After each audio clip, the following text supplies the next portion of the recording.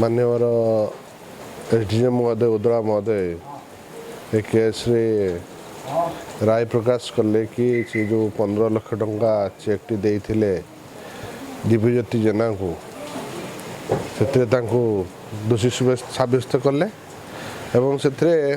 fine स्वरूप 16,50,000 टंका एवं 6 मास जेल दंड ऑर्डर होती से जदि डिफॉल्ट हुए फाइन ने ताले से 3 मास जेल पुणी दंडादेश रहिबो एवं ए केस रे जेहेतु गोटे चेक केस एथिरे लाइबिलिटी रही से जड़े चेक इश्यूएंसकारी जी इश्यू कर चेक टी सी निश्चित भाव में अर्थ देवाई बाध्य हे परवर्ती पर्याय समय अनुसार पदक्षेप नि